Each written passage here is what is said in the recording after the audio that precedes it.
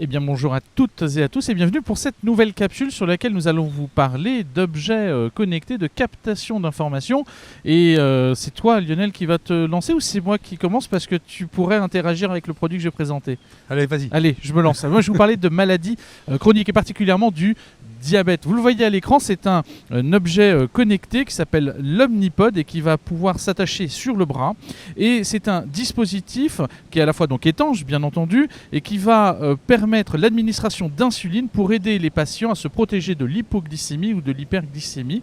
Et ce qui est intéressant, c'est que ça va pouvoir se contrôler par le téléphone portable. Et donc grâce à cette action, on va pouvoir tout simplement contrôler l'administration de l'insuline de façon automatisée sans avoir à gérer les injections quotidiennes et même les multiples bâtonnets ou autres qui sont utilisés quand on est atteint de diabète, quel que soit le différent stade. Alors, c'est un dispositif médical qui est en cours d'autorisation par la FDA, mais en tout cas, on peut supputer que ce soit particulièrement intéressant à venir dans le traitement des maladies chroniques. On voit souvent le diabète au CES, avec Diabeloop notamment ces dernières années. Là, c'est un projet super intéressant. Voilà, à voir. Et toi, il y a peut-être une question d'alimentation de tous ces objets connectés que tu aimerais nous présenter. Et oui, ces objets connectés ne peuvent pas fonctionner sans énergie. Et l'année dernière, peut-être que vous l'aviez remarqué, on l'avait présenté, ça avait défrayé la chronique, une société française avait présenté une biopile, une pile qui était constituée de papier et d'enzymes, qui produisait évidemment un faible courant, mais qui était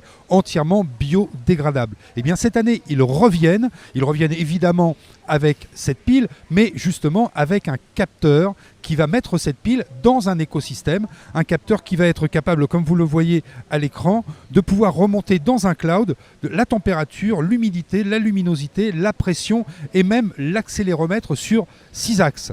Les éléments évidemment à faible consommation vont être envoyés dans le cloud et le traitement se fera à distance.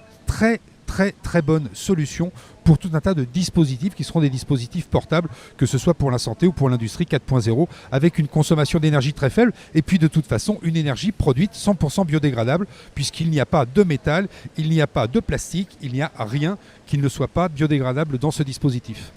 Passionnant, c'est des nombreux projets qu'on aimerait vous présenter tous. Malheureusement, les capsules sont courtes. On va retourner sur le floor pour voir d'autres innovations. Et en attendant, on va peut-être nourrir les flamants roses parce qu'a priori, c'est le moment de la nourriture.